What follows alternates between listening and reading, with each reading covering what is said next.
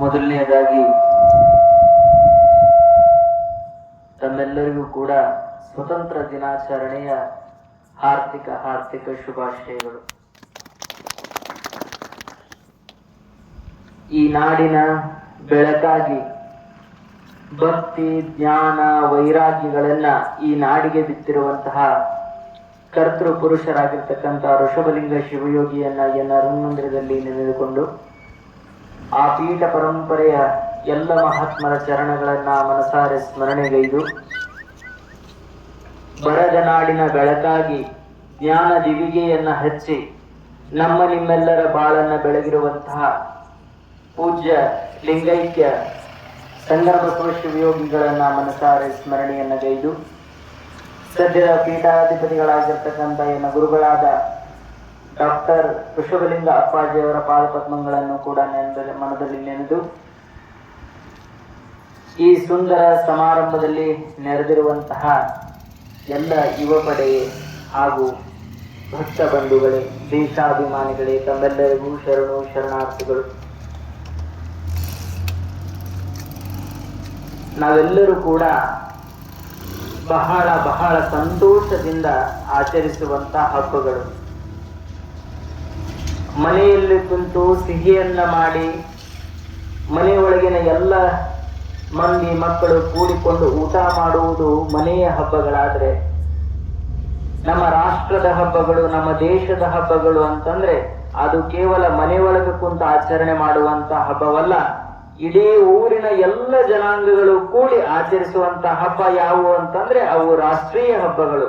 ಅಂತಹ ರಾಷ್ಟ್ರೀಯ ಹಬ್ಬದಲ್ಲಿ ಸ್ವತಂತ್ರ ದಿನಾಚರಣೆಯು ಒಂದು ಅನ್ನುವುದು ನಾವೆಲ್ಲರೂ ಅರ್ಥ ಮಾಡ್ಕೊಳ್ಬೇಕು. ನಮ್ದೆಂತ ಸೌಭಾಗ್ಯ ಅಂತಂದ್ರೆ ಬಂತನಾಳದ ಪೀಠ ಅಂತಂದ್ರೆ ಅದು ಸ್ವತಂತ್ರೋತ್ಸವ. ಸ್ವತಂತ್ರೋತ್ಸವದ ಸಲುವಾಗಿ ಬಡಿದಾಡಿರುವಂತಹ ಬಹಳ ಕುಟುಂಬಗಳಿಗೆ ನೆರವನ್ನ ಕೊಟ್ಟು ಸ್ವತಂತ್ರ ಸಿಗಬೇಕಾದ್ರೆ ಆ ಬಂತನಾಳ ಪೀಠದ ಸೇವೆಯು ಕೂಡ ಅತ್ಯಮೂಲ್ಯವಾಗಿದೆ ಅನ್ನೋದನ್ನ ನಾವು ಇತಿಹಾಸವನ್ನ ಓದಿದಾಗ ನಮಗ್ ಗೊತ್ತಾಗುತ್ತೆ.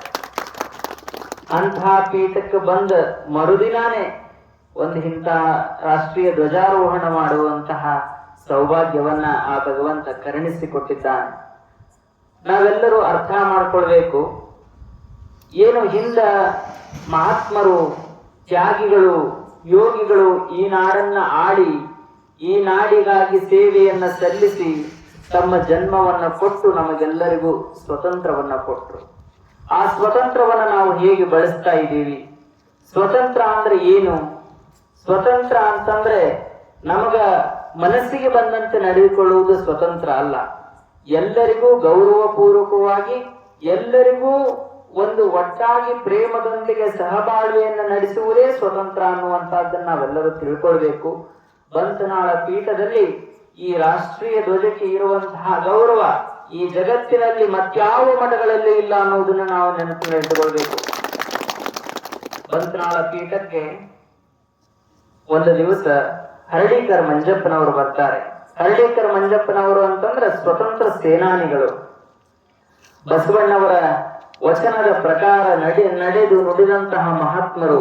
ಅಂತಹ ಮಹಾತ್ಮರು ಬಂತನಾಳ ಪೀಠಕ್ಕೆ ಬಂದಾಗ ಸಂಗನ ಬಸವ ಅಪ್ಪಗಳಿಂದ ನನಗ ಪರಿಪೂರ್ಣ ಲಿಂಗದೀಕ್ಷೆಯನ್ನು ಕೊಡಬೇಕಪ್ಪ ಅವರೇ ಅಂತಂದಾಗ 18-19 ವರ್ಷದ ಯುವ ಸನ್ಯಾಸಿ ಸಂಗನ ಬಸವ ಅಪ್ಪಗಳು ಆ ಮಹಾನ್ ಒಂದು ಕ್ರಾಂತಿಕಾರಿ ಹೋರಾಟಗಾರರಾಗಿರ್ತಕ್ಕಂಥ ಹರಳೀಕರ್ ಮಂಜಪ್ಪನವರಿಗೆ ಅವರು ದೀಕ್ಷೆಯನ್ನ ಕೊಡ್ತಾರ. ದೀಕ್ಷೆಯನ್ನ ಕೊಟ್ಟಾಗ, ನೋಡ್ರಿಪ್ಪ, ನೀವಂತೂ ದೊಡ್ಡವರಿದ್ದೀರಿ, ನಾನು ಸಣ್ಣವನಿದ್ದೇನೆ, ನಾನು ದೀಕ್ಷೆಯನ್ನ ಕೊಟ್ಟಾಗ ಮರಳಿ ನಿಮ್ಮಿಂದ ನಾನು ಏನು ಪಡಿಬೇಕ್ರಪ್ಪ, ನನಗೆ ತಿಳಿಯುವುದು ಅಂದಾಗ ಅವಾಗ ಅಪ್ಪ ಅವರು ಮತ್ತೆ ಒಂದು ಮಾತು ಹೇಳ್ತಾರ, ನೀವು ನನಗೆ ಏನೂ ಕೊಡುತ್ತಾರ್ರಪ್ಪ, ನಾನು ಇವತ್ತು ನಿಮಗ ಲಿಂಗ ದೀಕ್ಷೆಯನ್ನ, ಸಂಪೂರ್ಣ ಲಿಂಗ ದೀಕ್ಷೆಯನ್ನ ಕೊಟ್ಟಿವಿ, ನೀವೇನು ಕೊಡಬೇಕು ಅಂತಂದ್ರೆ ನನಗ ರಾಷ್ಟ್ರೀಯ ದೀಕ್ಷೆಯನ್ನ ಕೊಡ್ರಿ ಅನ್ನುವಂತಹ ಮಾತನ್ನ ಹೇಳಿದ್ರು. ಯಾರಾದ್ರೂ ರಾಷ್ಟ್ರೀಯ ದೀಕ್ಷೆಯನ್ನ ಕೇಳುವುದು ಈ ಭೂಮಿ ಒಳಗಿಲ್ಲ.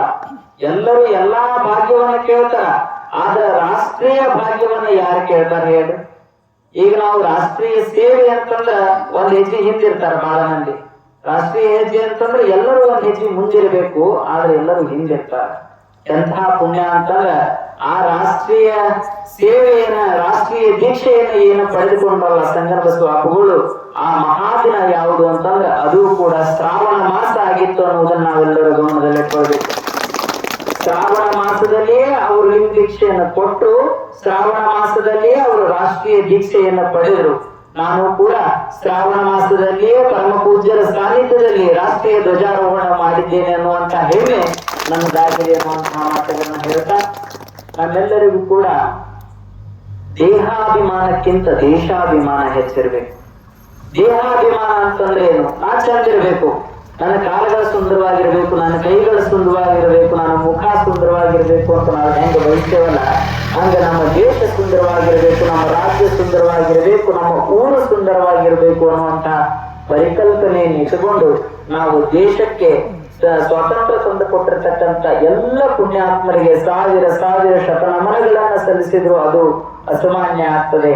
ಅಂತಹ ಪುಣ್ಯಾತ್ಮರು ನಮ್ಮನ್ನೆಲ್ಲರನ್ನು ಬ್ರಿಟಿಷರು ನಮ್ಮನ್ನ ಆಳುವಂತ ಸಂದರ್ಭದೊಳಗ ಆ ಹಿಂದಿನ ಕಷ್ಟಗಳನ್ನ ನೆನೆಸ್ಕೊಂಡ್ರು ಪುಸ್ತಕವನ್ನ ಓದಿಬಿಟ್ರ ಒಂದೊಂದ್ಸರಿ ಕಣ್ಣಾಗ ನೀರು ಬರ್ತಾವ. ಯಾವ ರೀತಿ ನಮ್ಮನ್ನ ಕೆಳಮಟ್ಟಕ್ಕೆ ನೋಡಿದ್ರು, ಆದ್ರೆ ನಮಗೆ ಮತ್ತೊಂದು ಬದುಕನ್ನ ಕೊಟ್ಟವರು ಯಾರು ಅಂತಂದ್ರೆ ಅದು ಸ್ವತಂತ್ರ ಸೇನಾನಿಗಳು ಅನ್ನೋದನ್ನ ನಾವೆಲ್ಲರೂ ತಿಳ್ಕೊಳ್ಬೇಕು. ಮಸೀದಿನಾಳದೊಳಗ ಬಹಳಷ್ಟು ಸ್ವತಂತ್ರ ಹೋರಾಟಗಾರರು ತಮ್ಮ ಹೆಣ್ಣು ಮಕ್ಕಳನ್ನ ಬಿಟ್ಟು ಸ್ವತಂತ್ರಕ್ಕಾಗಿ ಸ್ವತಂತ್ರ ಚಳವಳಿಯಲ್ಲಿ ಹೋಗಿಬಿಟ್ರು. ಆದ್ರೆ ಆ ಎಲ್ಲ ಸ್ವತಂತ್ರ ಚಳವಳಿಯಲ್ಲಿ ಹೋಗಿರುವಂತಹ ಭಕ್ತರಿಗೆ, ಸ್ವತಂತ್ರ ಚಳವಳಿಯಲ್ಲಿ ಹೋಗಿರ್ತಕ್ಕಂಥ ಎಲ್ಲ ಒಂದು ಕುಟುಂಬಗಳಿಗೆ ಅವರಿಗೆ ಉಸ್ತುವಾರಿಯನ್ನ ವಂದಿಸಿ, ಅವರಿಗೆ ಉಸ್ತುವಾರಿಯನ್ನು ವಹಿಸಿಕೊಂಡು ಅವರೆಲ್ಲರಿಗೂ ಆಶೀರ್ವಾದವನ್ನ ಮಾಡಿ ಅವರಿಗೆ ಅನ್ನ ಅಕ್ಷರ ದಾಸೋಹಗಳನ್ನು ನೀಡಿರ್ತಕ್ಕಂಥ ಪೀಠ ಅಂತಂದ್ರೆ ಅದು ಬಂತನಾಳದ ಪೀಠ ಅನ್ನುವುದನ್ನು ನಾವು ನೆನಪು ಮಾಡಿಕೊಳ್ಬೇಕು. ಬಂತನಾಳ ಪೀಠಕ್ಕೂ ರಾಷ್ಟ್ರೀಯತೆಗೂ ರಾಷ್ಟ್ರ ಧ್ವಜಾರೋಹಣಕ್ಕೂ ಅವಿನಾಭಾವ ಸಂಬಂಧ ಇದೆ. ಅಂತಹ ಸಂಬಂಧವನ್ನ ನಾವು ಎಲ್ಲರೂ ಕೂಡಿಕೊಂಡು ಬರುವ ದಿನಮಾನಗಳಲ್ಲಿ ಆ ಸ್ವತಂತ್ರ ಉತ್ಸವಗಳನ್ನ ಅತಿ ವಿಜೃಂಭಣೆಯಿಂದ ಇವತ್ತು ಎಂತ ಸೌಭಾಗ್ಯ ಅಂತಂದ್ರೆ ಯಾವಾಗ ನಮಗ ಸ್ವತಂತ್ರ ಸಿಕ್ಕದಲ್ಲ ಆ ಕ್ಷಣಕ್ಕೆ ಸ್ವತಂತ್ರ ದಿನಾಚರಣೆಯನ್ನ ಆಚರಿಸುವಂತಹ ಒಂದು ಕ್ಷಣ ಇಲ್ಲಿ ಆಗಿದೆ. ತಮ್ಮೆಲ್ಲರಿಗೂ ಕೂಡ ನನ್ನನ್ನ ಕರೆಸಿ ಇಲ್ಲಿ ಧ್ವಜಾರೋಹಣವನ್ನ ಮಾಡಿ ನನ್ನನ್ನ ನಾನು ಪುಣ್ಯಾತ್ಮನನ್ನಾಗಿ ಮಾಡಿಕೊಳ್ಳುವಂತ ಒಂದು ಅವಕಾಶವನ್ನು ಮಾಡಿಕೊಟ್ಟಿರ್ತಕ್ಕಂಥ ತಾಂಬಾ ಗ್ರಾಮದ ತಮಗೆಲ್ಲರಿಗೂ ಕೂಡ ನನ್ನ ಅನಂತ ವಂದನೆಗಳನ್ನು ಸಲ್ಲಿಸಿ ನನ್ನ ಎರಡು ಮಾತುಗಳನ್ನ ಮುಗಿಸ್ತೇನೆ.